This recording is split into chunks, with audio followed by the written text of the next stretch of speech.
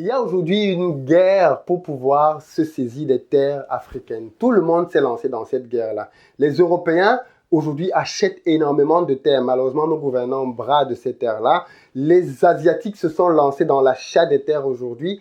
Et les seuls qui n'ont pas compris que c'était juste le secteur dans lequel il fallait se déverser en masse, ce sont les Africains. Et dans cette vidéo, je vais partager avec toi pourquoi et surtout comment y remédier et nous-mêmes commencer à acheter massivement les terres en Afrique.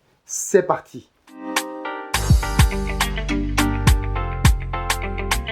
Salut, moi c'est Philippe d'Investir au pays. Au travers de cette chaîne, j'accompagne la diaspora africaine dans l'entrepreneuriat et dans l'investissement. Donc si l'une de ces deux thématiques t'intéresse, je t'invite sans plus tarder toi aussi à poser tes deux premiers pas pour te rapprocher de tes objectifs business. Le premier consiste à t'abonner à cette chaîne et activer les notifications, la petite cloche, afin d'être informé de l'apparition de chacune de nos 3 vidéos hebdomadaires, le lundi, le mercredi et le vendredi à 8 h du matin. L'idée, c'est de te donner dès le matin un bon état d'esprit qui va te permettre de réussir dans tes entreprises. La deuxième chose que tu peux faire, c'est aller dans la barre de description et cliquer sur le lien pour recevoir gratuitement le petit livret que j'ai écrit intitulé « 10 bonnes raisons de devenir entrepreneur ». C'est un tout petit livret qui se lit rapidement et qui va te permettre de te bâtir un bon état d'esprit, un bon mindset afin de t'aider à te lancer toi aussi dans les affaires. Alors, juste petite parenthèse pour ceux qui sont en Afrique et qui ne le savent pas encore. Sachez que je viens pour organiser la plus grosse conférence business de l'Afrique de l'Ouest le 2 mars à Abidjan à l'hôtel Azalaï et le 9 mars à Cotonou à l'hôtel Grand Tulipe. Pour réserver ta place, va dans la barre de description, il y a un lien. En tout cas, il faut y aller rapidement parce que franchement, les gens sont très motivés et les places partent très vite. Le contenu de la journée est aussi détaillé dans la vidéo que tu trouveras dans la barre de description. Fin de la parenthèse. Alors, la problématique de la terre, elle est très simple. L'Afrique aujourd'hui possède plus de 60% des terres arables, donc cultivables de la planète. Ce qui se passe donc, c'est qu'aujourd'hui, tout le monde essaie de faire de l'Afrique le grenier du monde. C'est-à-dire que maintenant, les Européens viennent, ça c'est juste insolent, les Européens, les Asiatiques, ils achètent des terres, cultivent en Afrique, ressortent leur nourriture pour nourrir les populations hors du continent et les Africains crèvent de faim. Les cultivateurs africains cultivent et n'ont pas assez de rentabilité, mais ceux qui ont les techniques arrivent même sur place, achètent des terres, les exploitent et bien évidemment ensuite se cassent avec la nourriture. Ça, c'est horrible. Mais toi et moi pouvons faire quelque chose. Est-ce que toi et moi pouvons faire? C'est acheter des terres. Oui, nous pouvons acheter des terres parce que nous avons tous énormément d'opportunités dans nos villages, de personnes, de parents qui ont des terrains et qui cherchent juste le moyen de pouvoir les revendre. Mais malheureusement, nous négligeons ce type de business et passons complètement à côté. Aujourd'hui, par exemple, il y a un type, alors d'un pays à un autre, les règles changent. Mais je vais te parler d'un type de business qui existe en Afrique et qui est juste génial, dans lequel peut-être que toi-même tu pourrais te lancer. Prenons le cas du Cameroun que je connais très bien dans le domaine foncier. Il y a des terrains qui sont dits titrés, ce sont des terrains qui ont déjà une immatriculation et qui sont enregistrés auprès de l'État, et des terrains qui sont dits non titrés.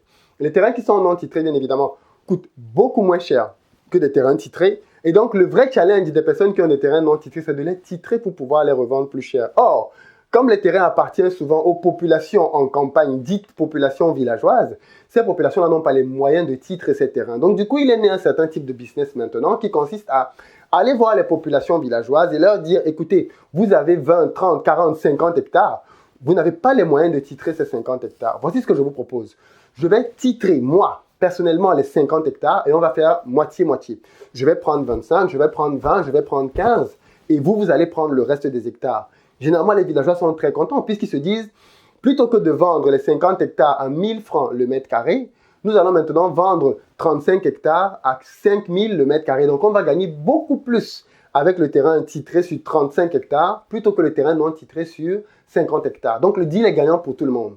Juste que moi, je n'ai pas les moyens de pouvoir titrer 50 hectares tout seul. Donc, ce que ce genre de personnes-là font, c'est qu'ils se disent, OK, maintenant, je vais lever les fonds. Donc, ils se tournent vers les gens qui ont de l'argent et j'ai déjà participé à de telles opérations et disent, écoutez, j'ai une famille qui me propose 50 hectares à immatriculer, je n'ai pas les moyens pour le faire, j'ai besoin de financement. Qui est prêt à me suivre dans cette opération? Le prix du mètre carré aujourd'hui dans cette zone-là est de 5000 francs titré. Moi, je vous propose de l'avoir à 2000 francs CFA. On entre ensemble, on achète le terrain et au final, quand le terrain est titré, je vous redonne votre part du terrain. Juste que l'avantage, c'est que tu as acheté à 2000 francs un terrain qui vaut 5000 francs. Donc, c'est un deal qui marche et qui est très intéressant. quand on tombe sur quelqu'un d'honnête, parce que malheureusement, bien évidemment, la personne peut aussi être malhonnête et ça compliquerait les choses. Mais c'est un business qui marche. Je connais moi-même des gens qui sont dans ce type d'activité et ça marche vraiment bien. Et il faut que nous achetions nos terres et ce par tous les moyens. Il faut acheter des terres dans les villages. Il ne faut pas juste les laisser et se dire « Oh, ma famille avait des terres. » Si ta famille avait des terres, sécurise ces terres. Et le moyen de sécuriser les terres, c'est de les immatriculer. Peu importe le pays dans lequel tu es, va te renseigner auprès du ministère. N'écoute pas ce que les gens disent. Les gens racontent beaucoup de bêtises. J'ai fait encore récemment une intervention à l'ABC, African Business Club. J'étais un de leurs invités sur le panel pour parler de l'achat des terres en Afrique. Et j'ai écouté tellement de gens poser des questions qui n'avaient pas de sens. Juste parce qu'on écoute beaucoup ce que les gens racontent et qui est souvent faux, qui ne correspond pas à la vérité. Il faut aller à la source. Ne dites pas les choses sont complètes, les choses sont floues. Rapprochez-vous des ministères. Parfois, ils ont des sites internet même qui donnent les vraies informations. Donc, rapprochez-vous des ministères pour avoir les vraies informations. Comment on fait pour acheter un terrain agricole? Dans certains terrains, dans certains pays, l'État donne des concessions pour pouvoir dire on ne vend pas de terrain agricole, on donne une concession de 20, 30, 40, 50 ans. Ou alors parfois l'État dit ok, tu veux un terrain agricole, très bien, on va te tester. Si tu es sérieux, on te donne un terrain, tu travailles dessus pendant 3, 4 ans, tu fais un projet. Si le projet que tu as promis de réaliser, tu le réalises, l'État te donne le terrain. Simplement. Donc, il y a énormément d'opportunités comme celle-là qu'on peut saisir. Et plutôt que de rester là à se plaindre, et pendant qu'on se plaint, les gens viennent et achètent des milliers. Parce que quand les Chinois arrivent, ils n'achètent pas 2 hectares. Ils achètent 10 000, 15 000, 20 000 hectares. Tu imagines ce que ça représente? C'est tout un quartier, c'est toute une ville. Et nous sommes là à parler. Donc, moi, je dis, franchement, arrêtons de parler. Renseignons-nous dans nos pays. Comment faire pour acquérir la terre, notamment la terre agricole, parce que c'est un véritable enjeu.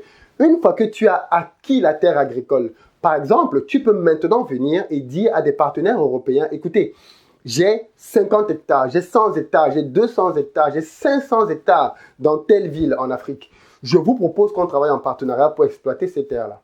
On va faire de l'agriculture dessus, on va nourrir la population européenne, si vous voulez, ou la population asiatique, mais on va aussi nourrir la population africaine avec la production. Donc, l'idée, c'est de pouvoir, bien évidemment, augmenter le travail sur place, créer des emplois, créer les possibilités pour ces entreprises de pouvoir aussi vendre, parce qu'elles veulent vendre au final. S'il y a un marché sur place en Afrique auquel elles peuvent vendre leurs produits, elles vont les vendre. Et en plus, ça leur reviendra moins cher en termes de douane. Donc, l'idée, c'est de dire, allons dans nos pays, achetons des terres, investissons-y. Parfois, il y a des blocages, j'en suis conscient. Mais ce que je veux te dire ici, c'est que dans tous les business que tu veux lancer, s'il n'y a aucun blocage, c'est un business dangereux, n'y va pas.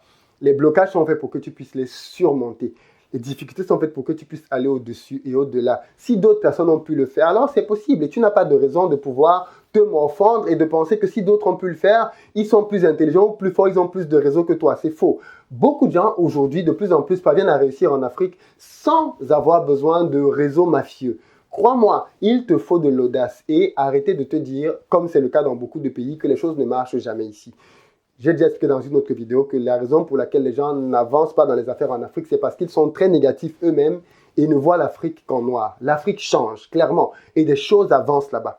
Moi, j'ai des gens dans cette chaîne, par exemple, qui vont tout le temps en Afrique, qui créent des entreprises et qui me disent, Philippe, franchement, j'y étais et ça commence à changer dans le bon sens. Donc, pour ce qui est des terrains aussi, ça commence à changer dans le bon sens. Saisissons que c'est un vrai enjeu, c'est une vraie bataille et ceux qui vont posséder la terre africaine vont clairement être les leaders de l'alimentaire demain.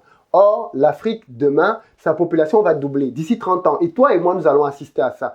Qu'est-ce qu'on prépare? Qui va nourrir cette population-là? Qu'est-ce qu'on va leur donner à manger? Si nous ne possédons pas nos terres, tu crois que c'est les Chinois qui vont venir cultiver chez nous et nourrir nos populations alors que la Chine a plus d'1 milliard d'habitants? Bien sûr que non. Maintenant, même les Indiens viennent acheter la terre en Afrique. Ils sont plus d'1 milliard, les Indiens. Et eux, dans quelques années, l'Inde va devenir la première puissance démographique au monde, devant la Chine. Tu imagines? Alors que aujourd'hui, personne ne les voit venir. Ils sont en train de préparer leur boom démographique. Nous, qui allons augmenter considérablement, qu'est-ce qu'on fait?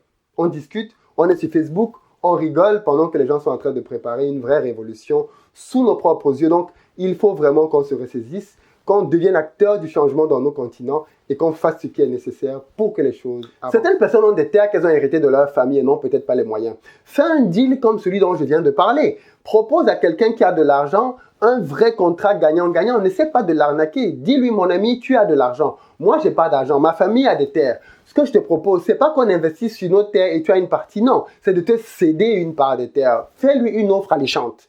Dis-lui, on a 50 hectares qui pourrissent aujourd'hui. Je t'en donne 10, je t'en donne 15. Mon ami, mets l'argent sur la table. Titrons ces terrains, investissons dessus et partageons-nous les gains. Le problème, c'est que parfois, quelques personnes veulent jouer les malins. C'est-à-dire qu'il a un terrain et il te propose un deal dans lequel il est évident qu'il n'y a que lui qui va gagner. Il te dit, viens et investissons sur notre terrain, on se partage les bénéfices.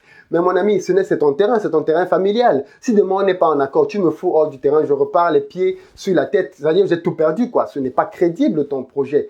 Propose-moi quelque chose d'alléchant. Dis-moi, viens, viens, investis et prends une part des terres. Là, je sais que, ok, tu commences à m'intéresser. Je vais devenir propriétaire terrien. Donc, tu es en train un peu comme de me vendre de la terre, mais en contrepartie, nous allons travailler nos deux terrains ensemble. Beaucoup de gens ont des terres et ne le font pas. Mais je pense qu'on doit changer notre perspective, justement, pour commencer à être dans des logiques de gagnant-gagnant. Un des autres problèmes dans l'agriculture, par exemple, c'est l'irrigation. Si tu as une grande surface de terre, tu ne peux pas l'irriguer tout seul. Ça va te coûter énormément d'argent que tu n'as peut-être pas. Pense à te séparer d'une partie de ta terre pour inviter des personnes à venir avec toi sur le projet, pour irriguer et gagner beaucoup plus. Parce qu'il faut bien que tu réalises que les années que tu es en train de perdre, ce sont des années où ta terre ne te rapporte rien.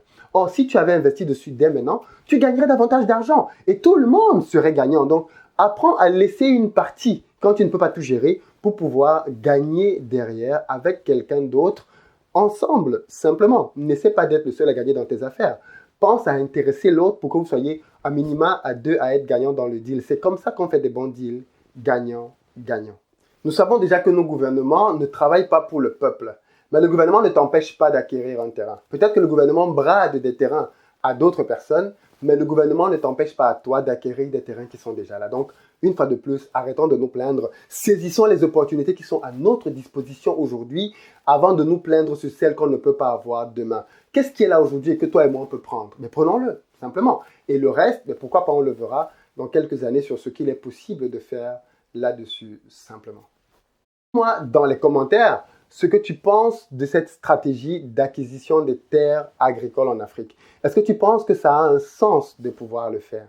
Dis-moi quels sont les obstacles que tu penses que l'on devrait surmonter pour pouvoir y parvenir et qu'est-ce qui t'empêche peut-être toi aujourd'hui de pouvoir acquérir des terres agricoles. J'espère que cette vidéo t'a plu et je t'invite simplement à la partager si c'est le cas massivement autour de toi. À très bientôt pour un autre sujet.